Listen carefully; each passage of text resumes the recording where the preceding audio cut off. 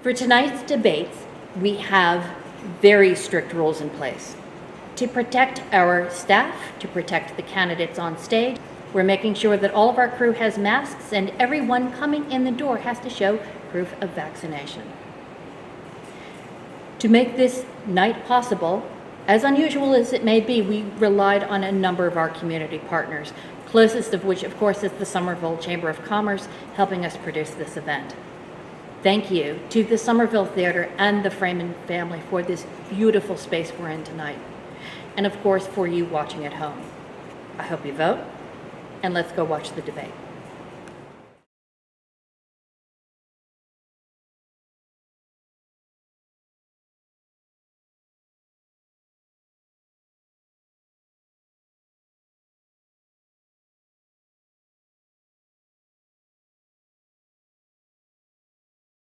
Hello, I'm Steve Brown from WBUR here at the historic Somerville Theatre.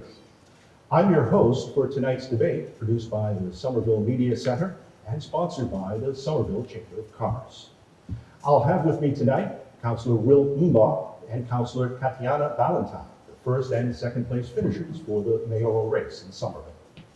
Both will be on the ballot November 2nd. Tonight's debate will have two major parts. I have questions for the two candidates on subjects that have been sent to their campaigns.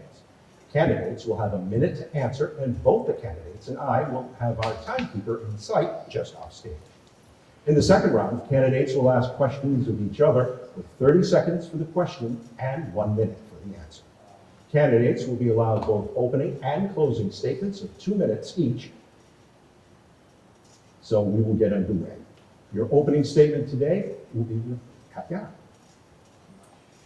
Hi, I'm Katjana Ballantyne. I'm running for mayor of Somerville. I'm optimistic about our future because I know from experience in Somerville, when we work together, we can accomplish anything. Our next mayor must have 3 key qualities.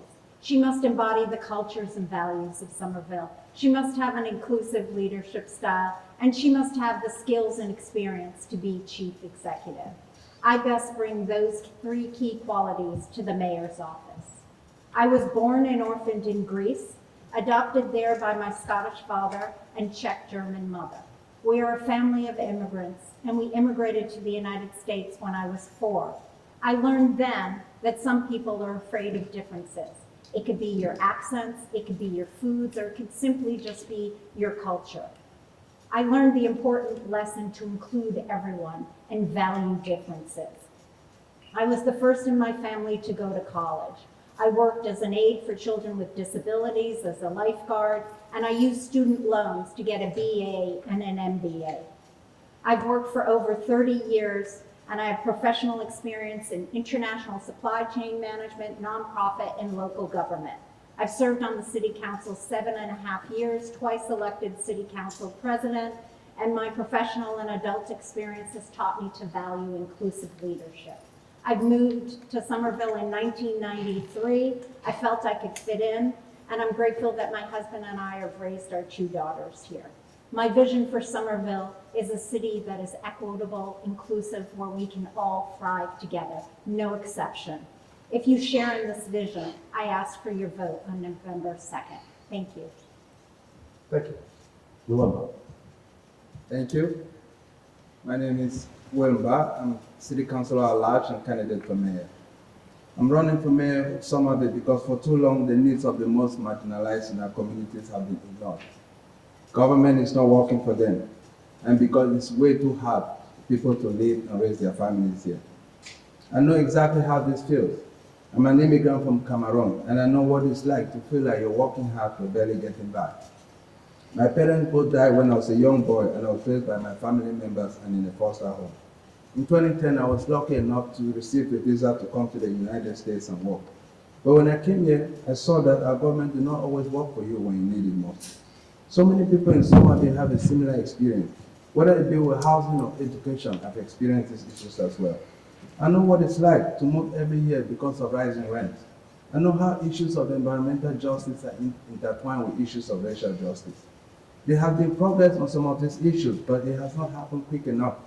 And until we have a government that reflects the population, how can we talk about issues like racial equity and environmental justice? That's why I'm running for mayor, to accelerate our community's progress on these issues and change the conversation. I have a track record that demonstrates what we can achieve if I'm elected mayor. On the city council, I led the effort to create the Office of Housing Stability because I know how it feels not to know where you're going to live. I led the fight to ban racial profiling because it was a step towards justice. And I've been there to tackle problems big and small whenever our neighbors have needed someone to fight for them. Right now, families in Somerville do not have a seat at the table, but developers and special interests from outside of our community. And I promise, if I'm elected mayor, I'll change that. Thank you. Thank you. We'll now go to our question and answer portion of the debate. Candidates have a minute to answer, and if you bring up your opponent in your answer, he or she will have 30 seconds to respond. A reminder, I'll be a stickler for time, so please stay within the limits. The first question is for both of you regarding the MBTA. Will Mbah wants to make the MBTA fare-free. Katjana Ballantyne wants to change streets to accommodate multiple ways to get around. These are big initiatives that require state funds and state approval. What specific Somerville initiatives will you put forward to make our streets accessible to all? Katjana, you first. So thank you. I'm committed to investing in safe streets. It's necessary to make Somerville a place where we can all thrive together. We need people-centric cities, making streets work for those who live and work here. 8 out of 10 cars traveling on the roads of Somerville pass through. They do not stop at a business. They do not stop at a house. So we need to prioritize the streets for the people who live here now. Smart policy makes it so bikes, cars, and pedestrians aren't competing for the exact same streets. So I will work on making sure that our streets are available and accessible for all users, including people with disabilities. Thank you, Steve. I want to say this issue is very personal to me. When I moved to Somerville from Sweden, I did not have a car. And so I spent more time commuting, than visiting my friends and family.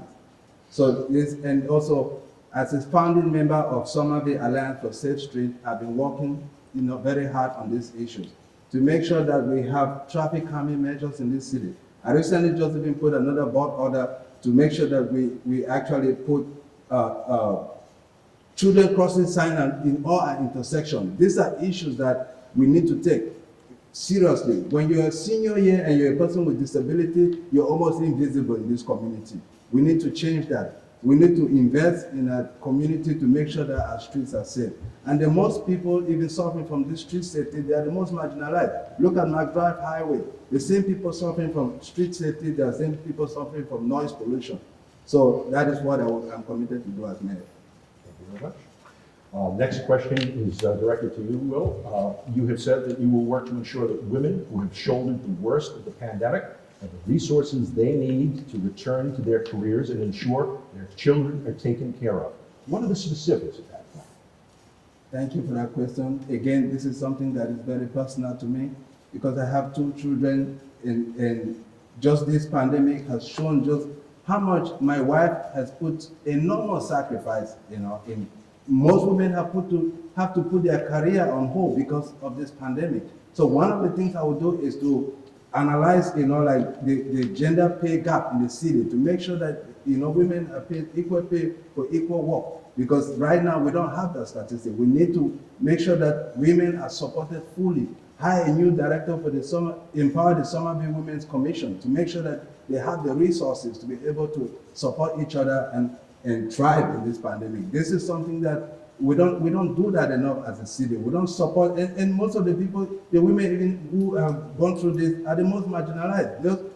Everybody has gone through this pandemic, but the most marginalized are the ones that are suffering the most. So I will make sure that equal pay for equal work and support marginalized women. Thank you. Katjana, as your website says, families will need support to get their lives and children's education back on track. What are you offering that's different from your opponent? So we need to invest in girls and women. When we do that, we improve our communities for everyone. For the last 30 years, I've been working on this. During the pandemic, I helped families and women by organizing neighbors to get our most vulnerable groceries. I've done that since the spring and to now, and it's ongoing. I wrote the legislative order to prioritizing women in the pandemic recovery. I've supported those in need in a guaranteed income program for single family-led households. Moving forward for families, we need to invest in girls because we have unequal funding in Somerville for all genders. Support our schools, our preschools and after schools for our families so the families know they have a safe place for their children and where kids and parents are helped alike. And provide stable housing through the Office of Housing Stability and supporting the eviction and foreclosure moratorium. Thank you. Next question is for you, Will. You say that you'll add additional community gardens and green space throughout the city. We only have 4.1 square miles in Somerville. Where are you going to put it? Thank you, Steve, for that question. I have to even say, just to put it to scale, there are 800 houses per square mile in the city. So yes, you know, it's one of the most densest cities in New England. But I would say, you know, the demand for green space is absolutely necessary, and we will improvise because we need green roofs. We need to start to change how we think about, you know, our spaces. How do we, you know, like take like vacant properties, create affordable housing, and then provide green space also in those positions, so that, and also to make sure that low-income communities also have access to these green spaces. So even now, when you are trying to create with new construction development, even at the roof, you can also like create community gardens there. Every time we have an opportunity, developers, as they are trying to build new development, green space will be an integral part of the community benefit agreement that I'll be demanding that they provide to the community. Good, thank you. Next question. If elected, a progressive Ballantyne administration may be the first to face a council dominated by Democratic socialists. What's the one issue where that will be an advantage to your time as mayor? So I believe that we all want to genuinely care about our neighbors. We want to make sure that they have housing. We want to make sure that they have living wages. We want to be sure that they have education. So I believe that we want to take care of our neighbors. So I think that that's an advantage because I've been working for 30 years to have an inclusive, I have an inclusive leadership. I've worked on equity, and I think those are similarities that we carry forward together. So we will be able to add more progressive initiatives in Somerville. This question is for both of you. Will, you said that you'll use police budget to create an unarmed response team for mental health emergencies. Katjana is much less specific, stating that you want to reform police policy to ensure that we meet our goal of safety for all our residents. So what do you cut from the police budget to make that work? Katjana. So thank you. First thing, what we need to do is connect Somerville residents with the care that they need, such as mental health and social services. Here in Somerville, we've done a lot. We've reduced the police budget responsibly. We've hired a director of racial and social justice. We have created a department of racial and social justice.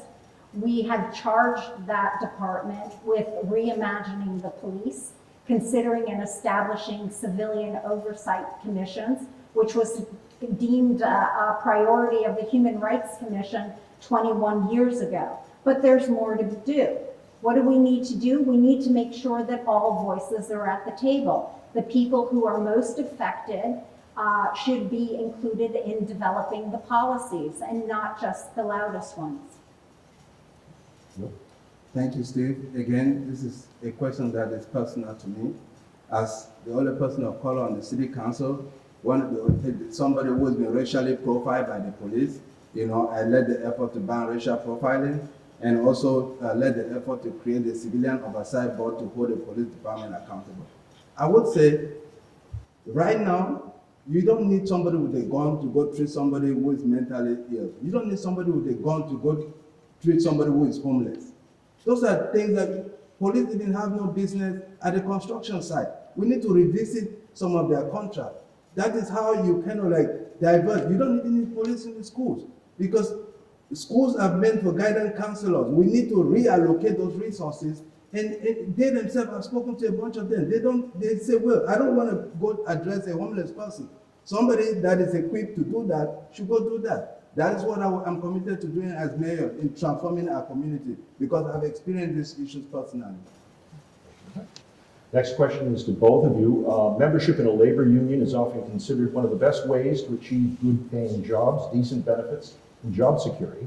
However, in Somerville, city management routinely violates contracts and members say they don't feel respected. The current mayor has not advocated for union jobs and has looked the other way on local employers engaged in wage theft. The question, if elected mayor, how would you repair the city's relationship with its municipal employees, and what would you do differently from the previous administration? What would you do to improve labor standards and increase union membership in Somerville? Will you answer? Thank you, Steve. Again, this is also something that is personal to me. I came into this country, one of my first job as a custodian at MIT, I was a member of 32BG. I know the benefits of union. They protect workers, they protect families. Right now at my state job, I'm a member of MOSES, Massachusetts Organization of State Engineers and Scientists. I know the benefit of union, so I will empower and enforce our wage theft ordinance. Only, contract with employees that encourage their workers to unionize. Ensure that there's project level agreement in every, contract that will be happening in the city as far as development is concerned. That's what I'm committed to do because this is how you empower your community. You empower your municipal employees to thrive.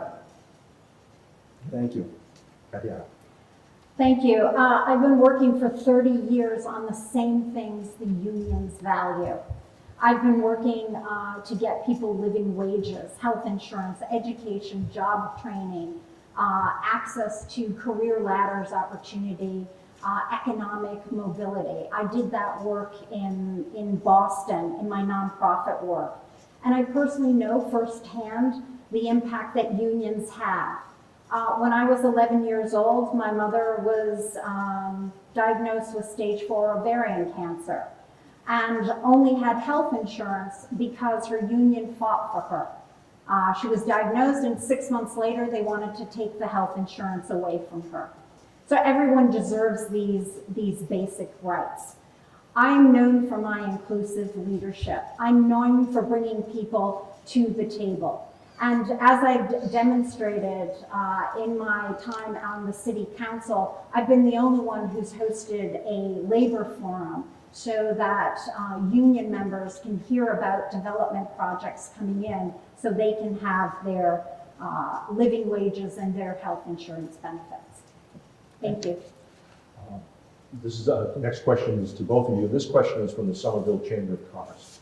Somerville has 80,000 residents, a $200 million plus budget, 2,000 plus employees. When you look at the scale of this job, what has prepared you for this? Katjana. So thank you. So I have been working for 30 years. I've worked in international supply chain management, business for a dozen years. I've worked in startup organizations. I've also worked in the nonprofit world, working in economic development for an affordable housing developer, creating skills training, career ladder opportunities, also working to create green economy jobs in energy efficiency, and I've led a violence prevention nonprofit for at-risk girls. I have skills and experience in managing budgets, setting up strategic plans, reminding people that the strategic plans are leading us to be able to develop the programs that we need in order to execute on those visionary plans. Thank you. Well, same question, what has prepared you for this job? Thank you, Steve. I want to say I'm a proponent of supporting our small businesses. We've done that, ever since the pandemic started on the city council. I want to be clear that, I am not opposed to development, but development that doesn't protect our residents and small businesses, Maybe this is not where you want to do your business. You want to come develop, because that is what I would do, use every tool in my power to create a community benefit agreement and a community impact report. Empower community, give power back to the community, because they are the one that will elect one of us to the mayor's office. How can you not empower them and say, we are at the epicenter of development right now. So how can you empower communities, who are the small businesses and residents are the heart and soul of the city? How can you protect them, in this phase of development in the city? That is what I'm committed to do. It's now time for the second part of our debate, where the candidates mix it up a little bit. They're going to be posing questions to each other. Each may take a minute to ask the question, and the other will take a minute to answer. Katjana, you will get to ask the first question.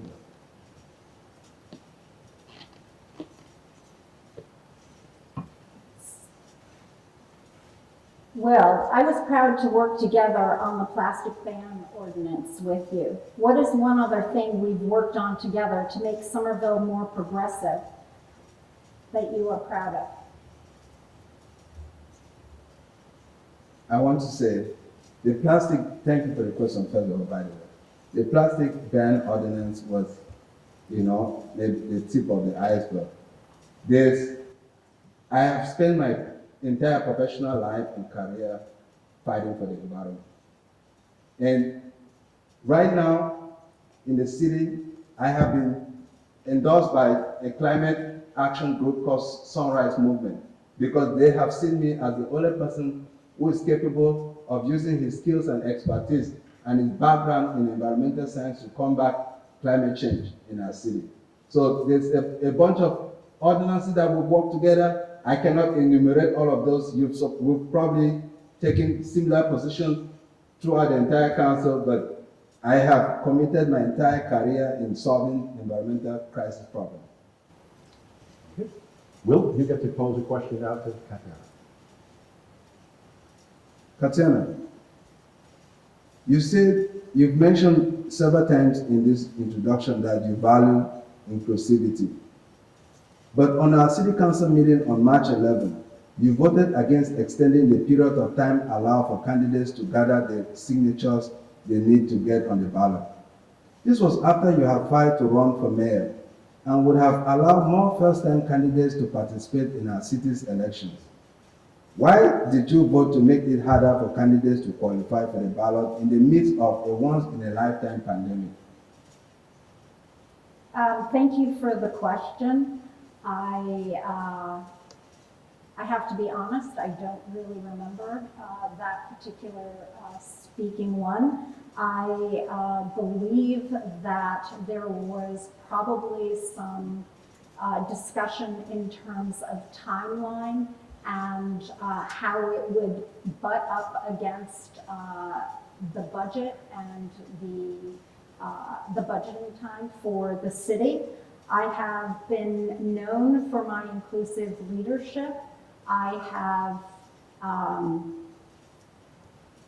worked to include all our communities. In particular, one of the most example that I could use is the Clarendon Hill. We had a $330 million project that went from 3 stories to 5, 7, and 9 stories, tripled in size, and was approved was approved without any vote against during the ZBA meeting. And that was a 3-year process that included many groups. Katjana, a question for Will. We've talked a lot about equity this year. You chair the Committee on Equity, Genders, Families, and Vulnerable Populations. Why have you only held 1 meeting? Thank you for that question. I have had 1 meeting because most of the issues in the pandemic, equity issues were the front and center. And so when I talked to the council president that I wanted to hold meetings, he just reminded me that we can have all these conversations during our weekly meetings for updates for the pandemic. So, and we have addressed all these iniquities that this pandemic has brought to light for these past 7 months together. Will, a question for Katjana. Thank you. Katjana, during your tenure on the City Council, there has been more development or upzoning in East Somerville than in West Somerville, where both you and I live. Do you support more development or upzoning in West Somerville? Thank you for the question. I think the Clarendon Hill is a perfect example. We actually upzoned Teal Square. In terms of the Clarendon Hill project, it is surrounded by 1 and 2 family homes. As I mentioned, it's a 3-acre plot. We've increased the density. We're going from 600 families to over 1,200 families. There will be 3-story buildings that are going to be increased to 5, 7, and 9-story buildings. And because I was the lead on all the environmental and sustainability ordinance sections of the zoning overhaul, it will be a LEED Platinum building, certifiable. And it will have native species, it will have additional green space, and it will be all electric. So I've agreed with the upzoning, and again, I want to say that during that entire 3-year process, not one person came to speak against the project during our Zoning Board of Appeals meetings, and we had 4 of them. Katjana, if you pose a question to Will.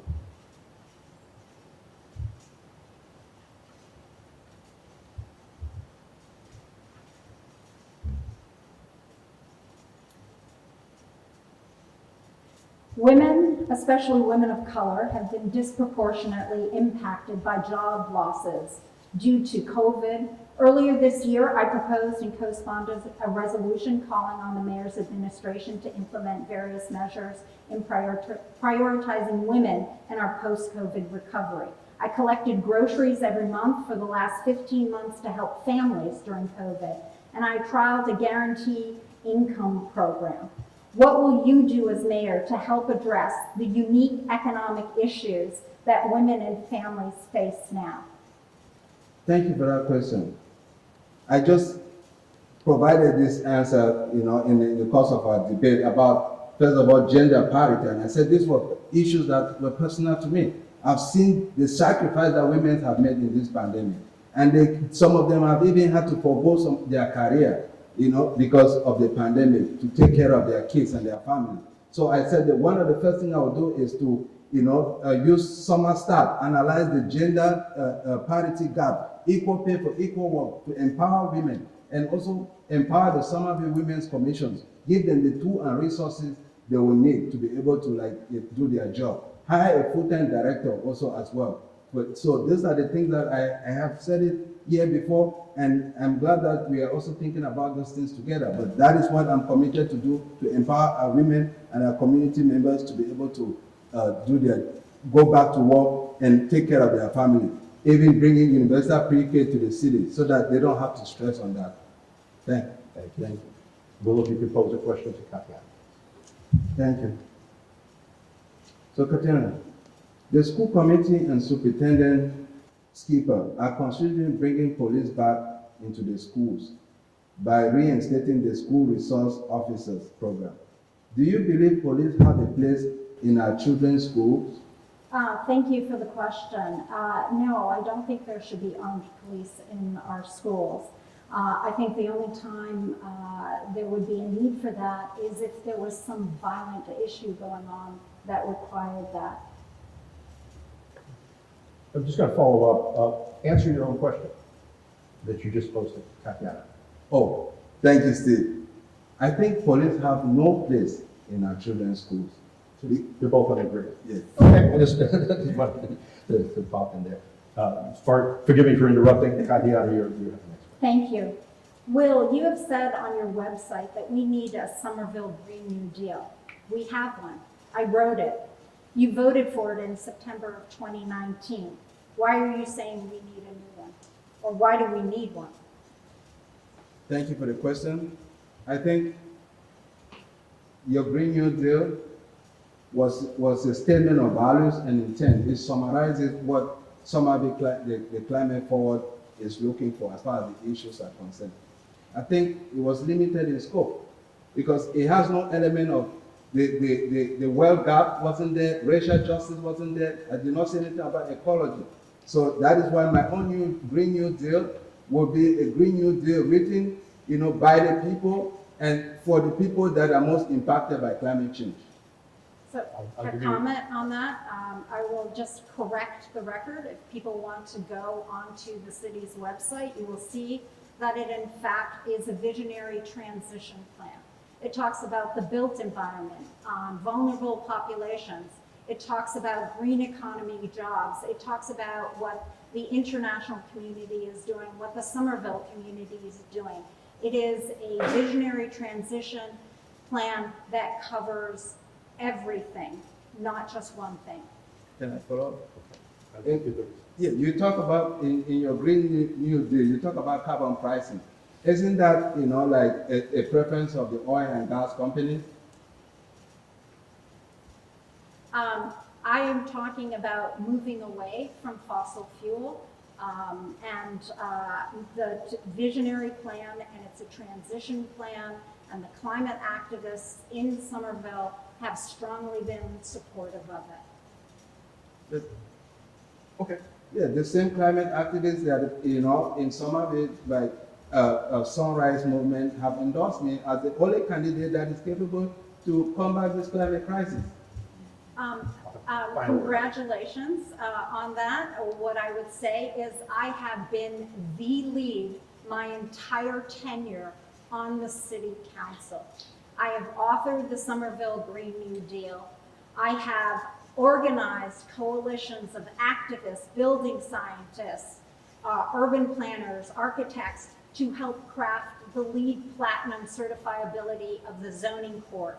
I organized naturalists to incorporate the green score in the zoning code. And I worked for 3.5 years getting the native species ordinance through. All those things put Somerville on the map.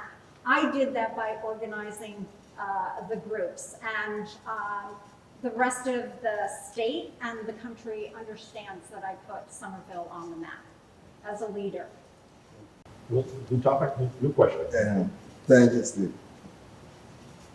So, Katjana, in 2017, you filled out a questionnaire and indicated that you would accept donations from for-profit real estate developers. However, when you ran for mayor, you changed your mind and stated you will reject contributions from for-profit real estate developers. Why did you flip-flop on this pledge? Okay. Did you make a political calculation that you will only win this race if you rejected contribution from developers? So thank you. Actually, the question said, did we take developer money? At the time, Somerville Community Portion, Karen Nefresky, had donated to my campaign. She donated to many people who said they wouldn't take money. And I had already taken money from her, which was $25. But since they were doing a development in our ward, I was honest in how I filled out that application. It said, did you? And so I honestly said that. If you will look, I have less than 1%, as you have taken developer money during this campaign too. And we have both said that we will return the money if we get that. So there is no dominance of developer money, certainly in my bank account. And, I assume that maybe you haven't also returned all of your money, because according to your OCPF reports, there's no indication that all your developer money has been returned. You want to respond to that?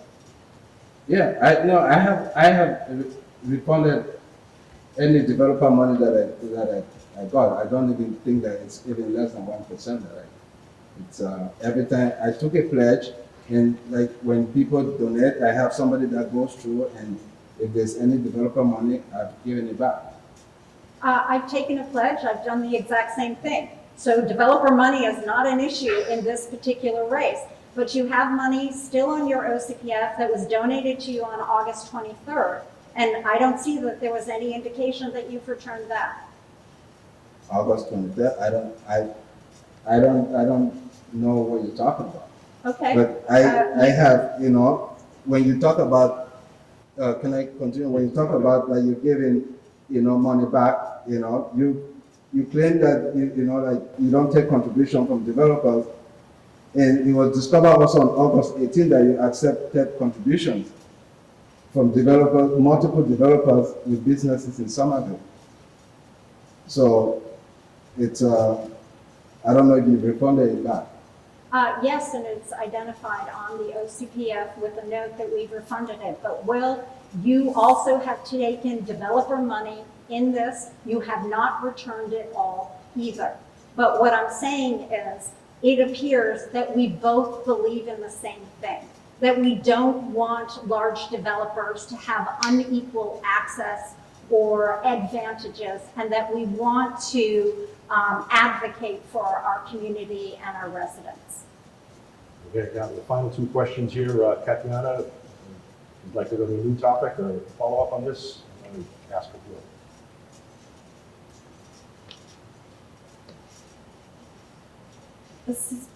Yes, so Will, you've claimed that you've created the Office of Housing Stability. It was first proposed actually through Somerville Community Corporation and the Affordable Housing Trust Fund. And it was actually first proposed in the 2015 Sustainable Neighborhoods Working Group recommendation as a housing assistance center. We all voted for it unanimously to create the office after being urged by the mayor during his inauguration on 2018, which moved our city forward. Why are you claiming that you created the Office of Housing Stability when in the community, when people in the community had been working on it before you first were running for city council? Thank you for that question.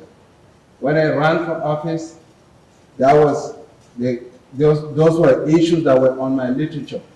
So whether it appeared in some sustainable materials or something, it wasn't created until we got into office. And just as a point of correction, I did not say I created it. I said I led the charge because that was something I campaigned on.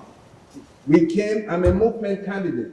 So I never take credit for anything, but I led the charge because that was something I ran on affordability. Affordable housing was a big issue, and I ran on that, said I will create the Office of Housing Stability. Most other city councilors that were also running that campaign that year. I came with 5 other city councilors. We led that charge, I led that effort, and I still stand by leading that effort because if we were not in office, that would not have been created. There's so many things that are so fancy, it's written everywhere, but no action.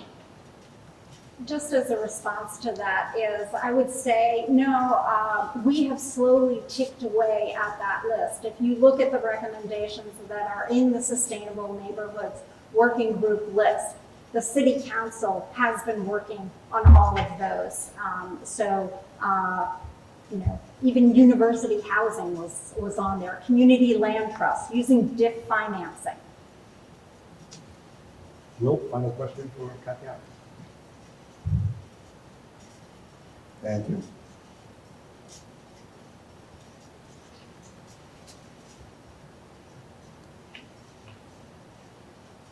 Katjana, again, this is still about real estate developer. You claim your campaign does not accept contribution from developers. So when it was discovered on August 18 that you accepted contribution from multiple developers with businesses in Somerville, you said, quote, "My campaign refuses refunds developer donation. The OCPF record will show the refunds when they are processed," end quote. Since then, 2 OCPF filing deadlines have come and gone, and records show these contributions have not been refunded. Why should voters trust you will hold developers accountable when you make no effort to return the contribution you receive from them? And why haven't this contribution been returned? That is misinformation. The money has been returned. When someone decides to cash it is a slightly different. I'm not responsible. So it's misinformation to say that I haven't done it. We have done it. Okay? And and my campaign has my entire, you know what? I'm the only city councilor on this stage that has negotiated with developers. You haven't hosted a community meeting. You haven't worked with developers on the redevelopment of the Powder House School, with the Clarendon Hill project. It's $340 million. It's a complex project, state-owned, public-private partnership. And I have a 17-point letter of issues that need to be addressed. There's no displacement.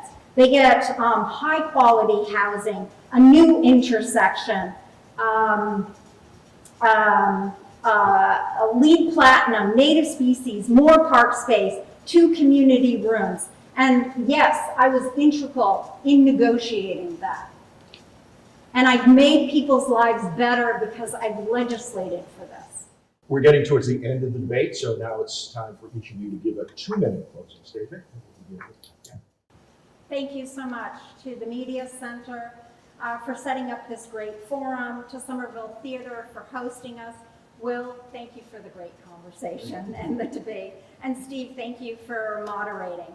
Our next mayor must have 3 key qualities to do the job we expect and deserve: a commitment to our values and culture, an inclusive leadership style rooted in transparency and engagement, a proven experience to be chief executive of our dynamic city.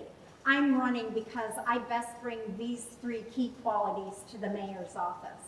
I have proudly supported and enacted progressive policy solutions addressing affordability, the environment, transportation, responsible development, and many issues according to our shared values. Many of these we have talked about tonight.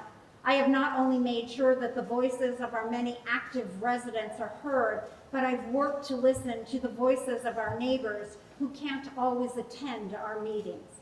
I have built coalitions, accomplished policy changes as a professional, as a community leader, and as a city councilor. Serving in local government is a rewarding passion. And for me, it is more than an occupation. I love being able to work together to accomplish positive change. Local government is where the rhetoric, all this talk, becomes the policy and the realities of our lives. Right now, Somerville is in a pivotal time as the city chooses new leadership. We will need experienced, progressive, inclusive leadership more than ever. That is what I believe is at stake in this election. That is the leadership I've shown for many years. And that is why I'm running for mayor. I ask for your support in the month to come and for your vote on November 2nd. Thank you. Thank you. Will, your final statement. Thank you, Steve, and everybody also. Thank you to my councilor. It was a great debate. I want to say, only in Somerville is my story possible. Only here could an immigrant who knew no one be embraced by a community of strangers, start a family, and get elected to the city council. But right now, the story is out of reach for too many. If I was to move here today, I don't know if I'll be able to stay here and live the American dream that I have. That's why I'm running for mayor. Not just to ensure that my story remains possible for the next generation of immigrants, but to ensure that residents that have lived here for generations can stay here. And that children can also stay here as well. If we are going to be a progressive city, we strive to be, we need to put people and businesses that make our great city ahead of developers, special interests who seek to profit from their own expense. That's why I'm committed to doing. I'll end by saying this. Like many immigrants, I have an accent. Some of you might even have trouble understanding me. But as you have seen here tonight, my vision for Somerville is crystal clear. I hope to earn your vote on November 2nd. And thank you. God bless this city and God bless this country. Thank you both. That wraps up all the time we have for tonight's debate. I'd like to thank you both for taking part, sticking to the time, and being good sports. I really appreciate that. Also want to thank the Somerville Media Center, the Somerville Chamber of Commerce, and especially the Somerville Theatre for hosting us here tonight. I wish we could have an audience, but obviously, given the times, we have to do it this way. This has been a production of the Somerville Media Center with the Somerville Chamber of Commerce. I'm Steve Brown from WBUR. Thank you, and thank you to the candidates, and good night.